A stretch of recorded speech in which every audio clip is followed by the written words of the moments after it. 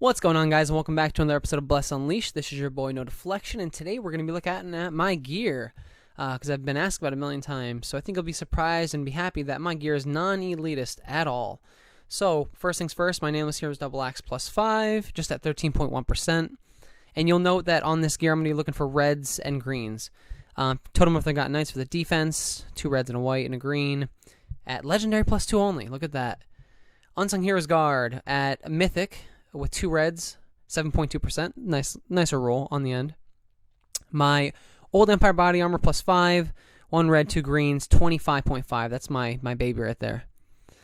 Blue Dawn Leg Armor plus 5, mythic plus 5, a red, yellow, green, white, only at 17.5%. And then you're going to have my Unsung Heroes Boots plus 2 legendary only, 459. What a roll, but red and 3 greens. Next, you've got the Centurion Gauntlets, only legendary plus 2 again, 490, red, purple, green, yellow. Dragon Knight Shoulder Armor, legendary plus 2 only, 500 attack power, 1 green, 3 whites.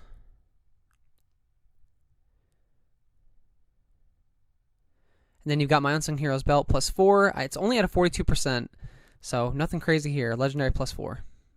2 reds, a purple, and a white.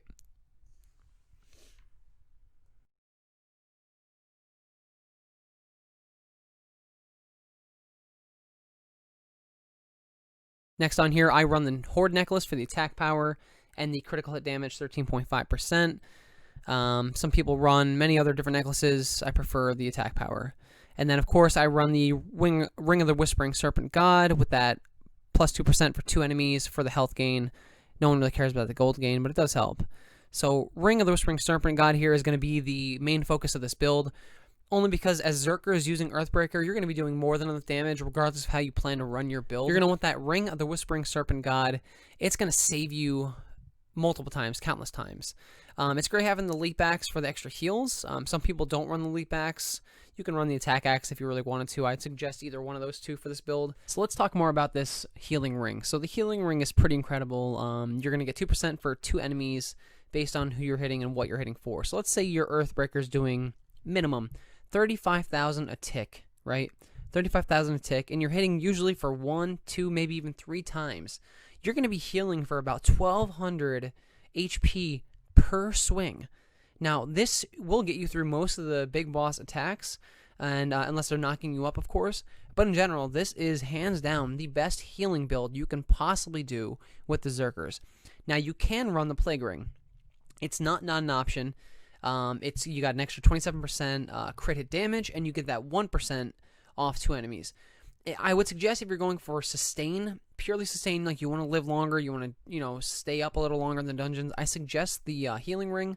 But if you want that extra damage, which you can go for the 14 whites, the Plague Ring can also do you well. I just prefer the simpler green Whispering Serpent Ring because it's 8 greens, and I go for my reds on my necklace for the Horde.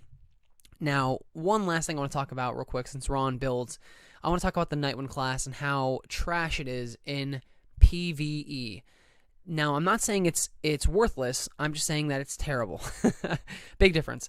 So let's say you have one Berserker running Nightwind, and everyone else is running the regular builds, Berserkers, Mages, Rangers, whatever, Priests, Crusaders. If you have one Nightwind Berserker in there, by all means, that is fantastic. That extra defense down is incredible. You can have up to 3 different defense downs on the Nightwind build. That's amazing, especially if they're max rolls. Now, if you have 3 Nightwind Berserkers in on a PvE group, be prepared to fail that dungeon, depending on what it is. I've seen this happen multiple times where there are 3, 4 Nightwind Berserkers in there, and they're just not doing anywhere near enough DPS. Because, let's face it, you're not going to be putting out that much DPS with your thwacks to the ground. I was running a max guillotine build for the longest time, and my thwacks were hitting for about between 30 and 35k on the crits, which I think is probably one of the better on the server, I would say. But in general, though, you're not going to be doing, 150, 200, 250, 1,000 per swing with your Nightwind. Let's just face it, Earthbreaker is the end-all be-all when it comes to PvE. Not saying you can't run Nightwind, but in general, if you want to help your team out more, run the Earthbreaker build with your Whispering Serpent Ring. You'll get just as much healing, not as much sustain as far as like getting knocked up. The Nightwind does keep you from getting knocked up quite a bit, but you'll still have a great sustain, especially with the leap axe in there as well. So that's my 2 cents on the Nightwind build. As always, guys, I really appreciate you guys watching these videos. Hit that like button if you think this helped you, if you guys like the build. And, you know, look how simple it is. It's nothing crazy. No crazy max rolls in there at all. And as always, guys, please hit that subscribe button. It really helps me bring you guys new videos.